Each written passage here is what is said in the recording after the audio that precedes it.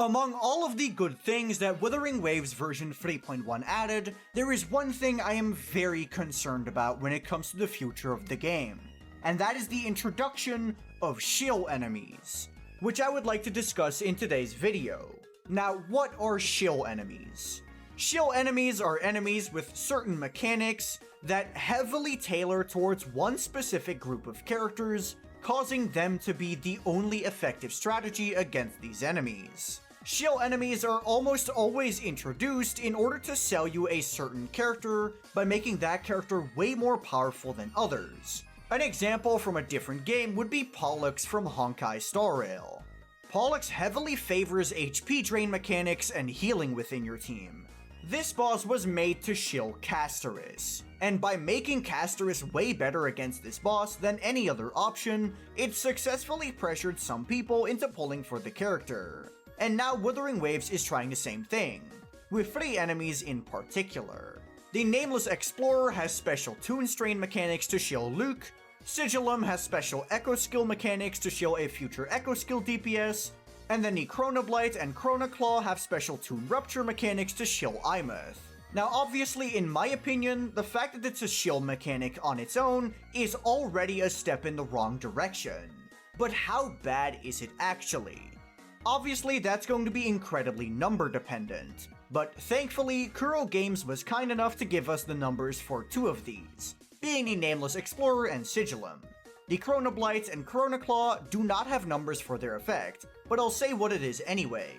When the Kronablight and Kronaclaw are hit with Toon Break while under Toon Rupture interfered, their resistance is significantly decreased. Now it doesn't tell us how big the decrease is, but I can figure that it's probably going to be very impactful as long as it's above 30%. Resistance has a massive impact on your damage within this game, to the point where having 15% resistance ignore or 10% resistance shred is an incredibly powerful effect that makes you worth using on a team for any one of the elements in question. So just putting this on an enemy is very impactful for your damage. However, I don't actually think it's that big of a deal, for one primary reason. It's an elite enemy. It's not some kind of boss or anything, no, it's just an elite enemy. So by the time you actually get your Toon Rupture off, the enemy is most likely just going to be almost dead anyway. This means that Toon Rupture teams aren't actually getting that much extra benefit out of it, compared to if they didn't have this effect at all. So ultimately, I think that the Kronablight and the Kronaclaw are completely fine. However, my opinions start quickly changing when we get to the Nameless Explorer. Nameless Explorer is meant to be the Luuk shield boss enemy. The amount of stacks of Toon Strain shifting you're able to apply to this boss is increased by 2. And whenever you cast Toon Break on the Nameless Explorer when it is already inflicted with Toon Strain interfered, you get an extra stack of Toon Strain interfered out of it. This means that Luuk has a way easier time getting to 4 stacks of Toon Strain interfered on the Nameless Explorer. But that's not the end of it. For every stack of Toon Strain interfered on the enemy, it takes 4% extra damage. This counts as damage taken, and is thus a multiplier that most characters do not have access to. Stacking effect up to its cap of 4 times, we get 16% extra damage taken. This means that on the Nameless Explorer, not only is Luuk getting way faster buildup of his Toon Strain interfered, he's also just going to deal 16% extra damage to it. Now I'm going to say this. I think that Nameless Explorer, while being more impactful than the Kronablight and the Kronaclaw, is still not super offensive.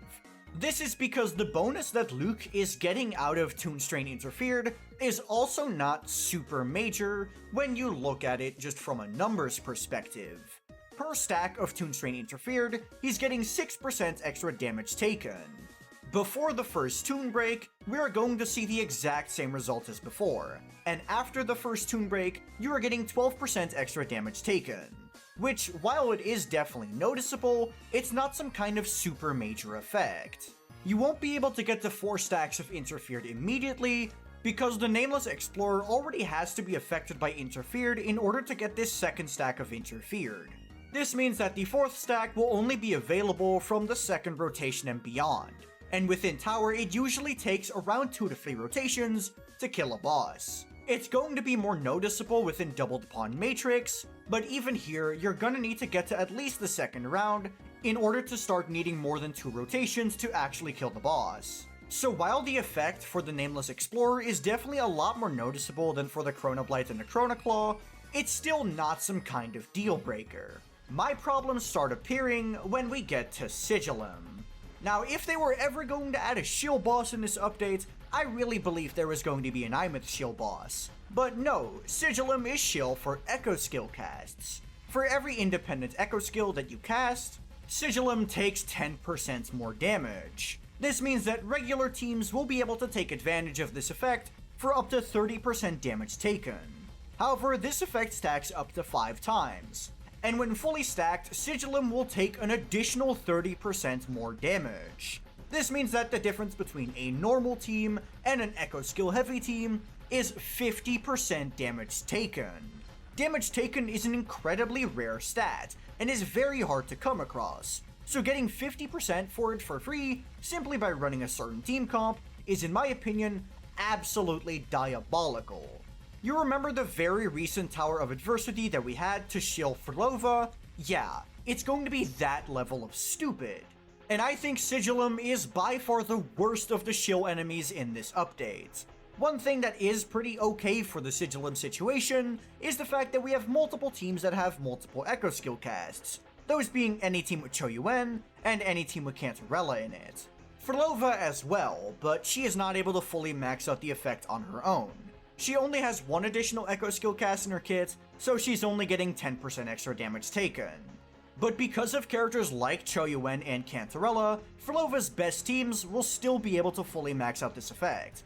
And with a new Echo Skill DPS on the way, that is going to give us free DPSs who are able to fully max out this effect. But I still think this is not a good decision, and this is bad boss design. 50% damage taken is absolutely diabolical, and I'm absolutely shocked that I've heard no one complaining about this yet. Tower of Adversity already has incredibly diabolical shield buffs, so just adding onto this by making shield enemies is absolutely ridiculous in my opinion. Now, Kuro Games can go 2 different directions with this. Either they give these bosses more HP because there are shield effects to take advantage of, or they simply don't change the amount of HP bosses have within Tower and just make Tower easier for the currently shield characters. Out of both of those, I don't like either option, but realistically, the second one is going to have to be the one I have to root for, because making Tower harder with the excuse of Shill existing is never a good thing in my opinion. Another thing they can do is simply make the effects within Tower a lot less important, and instead place a lot of the importance on the bosses that you are fighting. However, this is also something I'm not too big of a fan of. One of the things I truly believed WuWa did right for the longest time is not adding any Shill enemies. But now it seems like WuWa is going to start doing it too, which I don't like at all. One thing I do want to say about the way WuWa is currently handling Shill bosses is that it's not exactly restrictive. Most Shill mechanics in enemies that I know of simply exist to slow down the fight until you trigger a certain condition. Take for example the Battle-Hardened Lightkeeper in Genshin Impact. It creates a shield around itself which you have to break in order to actually start damaging the boss. This shield takes extra damage from Electrocharged and takes even more damage from Lunar Charged. This mechanic literally just stalls the fight and forces you to use a certain type of reaction in order to actually meaningfully progress with the fight. This is the type of shill I am especially against, which I'm glad WuWa isn't doing yet. In Genshin, shill mechanics feel like they're just stalling the actual fight, meanwhile in Wuthering Waves, the fight is still happening. The only thing you're getting out of actually interacting with the shill mechanic is more damage. But that's just my opinion on the shill enemies in Wuthering Waves. Let me know what you think down in the comments below. And while you're down there, be sure to like the video and subscribe to the channel. If you have any questions, be sure to join my Discord server, which is linked down in the description. And if you just want to see more of me, you can check out my second channel, which is also linked in the description. But that'll be all from me. Peace.